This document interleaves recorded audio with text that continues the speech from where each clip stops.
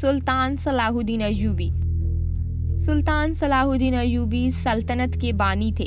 وہ نہ صرف تاریخ اسلام بلکہ تاریخ عالم کے مشہور ترین حکمرانوں میں سے ایک ہیں۔ وہ 1138 میں عراق میں پیدا ہوئے۔ ان کی زیر قیادت ایوبی سلطنت نے مصر، شام، یمن، عراق، حجاز اور دیار بارکر پر حکومت کی۔ صلاح الدین ایوبی کی بہادری، حسن خلق، سخاوت اور بردباری کے باعث نہ صرف مسلمان بلکہ عیسائی بھی عزت کی نگاہ سے دیکھتے تھے۔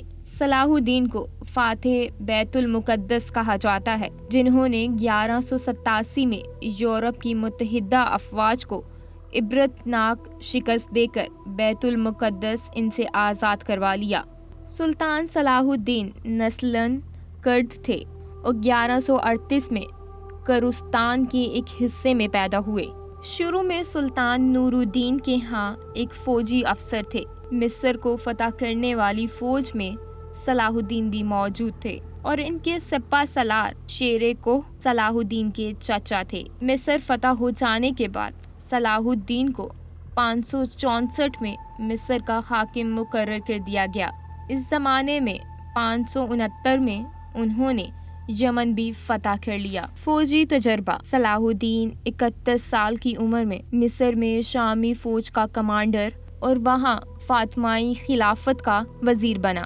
اس نے 1171 میں فاطمیائی خلافت کو ختم کر دیا۔ 3 سال بعد صلاح الدین نے خود کو مصر کا سلطان قرار دیا اور 1174 میں نور الدین کی موت کے بعد ایوبی خاندان کی بنیاد رکھی۔ جلد ہی وہ شام پر اپنا کنٹرول مضبوط کرنے کے لیے منتقل ہو گیا اور بعد میں 1183 میں حلب اور 1186 میں موصل پر قبضہ کر لیا۔ 1186 میں عیسائیوں کے ایک ایسے ہی حملے میں رینالڈ نے یہ جسارت کی کہ بہت سے دیگر عیسائی امراء کے ساتھ مدینہ منورہ پر حملے کی غرض سے حجاز مقدس پر حملہ آور ہوئے۔ صلاح الدین ایوبی نے ان کی سرگرمیوں کی روک تھام کے لیے اقدامات کیے اور فوراً رینالڈ کا تعاقب کرتے ہوئے خطین میں اسے جال لیا۔ سلطان نے یہیں دشمن کے لشکر پر ایک ایسا آتش گیر مادہ ڈلوایا جس سے زمین پر آگ بھڑک اٹھی۔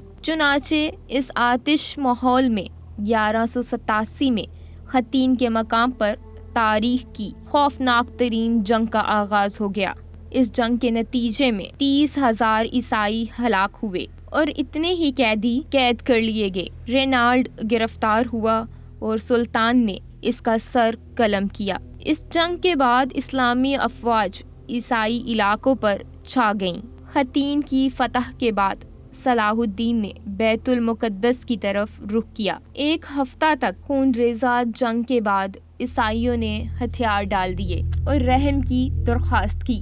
بیت المقدس پورے 91 سال بعد دوبارہ مسلمانوں کے قبضے میں آیا اور تمام فلسطین سے مسیحی حکومت کا خاتمہ ہو گیا۔ بیت المقدس کی فتح صلاح الدین ایوبی کا عظیم الشان کارنامہ تھا۔ اس نے مسجد اقصی میں داخل ہو کر نور الدین کا تیار کردہ منبر اپنے ہاتھ سے مسجد میں رکھا۔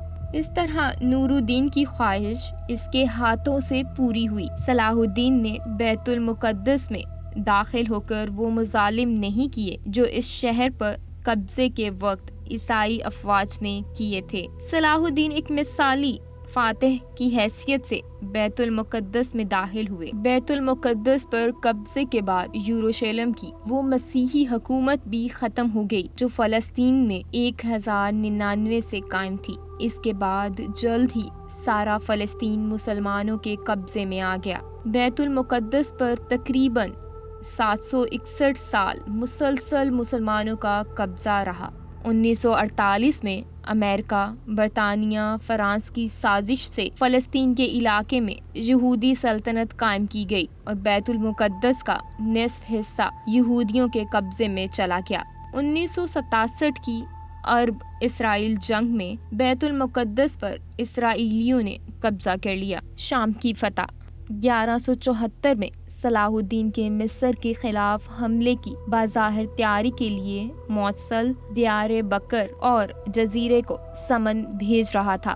ایوبیوں نے تیاریوں کے لیے انکشاف پر ممکنہ خطرے پر بحث کے لیے ایک کونسل کا انعقاد کیا اور صلاح الدین نے قاہرہ سے باہر اپنی فوجیں جمع کر لیں۔ 15 مئی کو نور الدین پچھلے ہفتے بیمار پڑنے کے بعد انتقال کر گئے اور اس کا اقتدار اس کے 11 سالہ بیٹے صالح اسماعیل المالک کے حوالے کر دیا گیا۔ اس کی موت نے صلاح الدین کو سیاسی آزادی کے ساتھ چھوڑ دیا اور الصالح کو لکھے گئے خط میں اس نے اپنے دشمنوں کے خلاف تلوار کی طرح کام کرنے کا وعدہ کیا اور اپنے والد کی موت کو زلزلے کا جھٹکا قرار دیا۔ نور الدین کی موت کے بعد صلاح الدین کو ایک مشکل فیصلے کا سامنا کرنا پڑا۔ وہ اپنی فوج کو مصر سے صلیبیوں کے خلاف منتقل کر سکتا تھا یا شام میں صلح کی طرف سے اس کی مدد کے لیے آنے اور وہاں سے جنگ شروع کرنے کی دعوت تک انتظار کر سکتا تھا،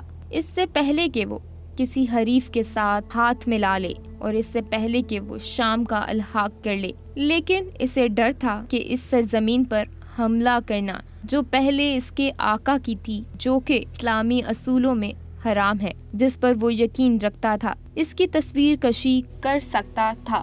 منافقانہ اس طرح اسے صلیبیوں کے خلاف جنگ کی قیادت کے لیے نامناسب بناتا ہے۔ صلاح الدین نے دیکھا کہ شام کو حاصل کرنے کے لیے اسے یا تو صلح کی طرف سے دعوت کی ضرورت ہے یا اسے خبردار کرنے کے لیے ممکنہ انارکی صلیبیوں سے خطرہ پیدا ہو سکتا ہے۔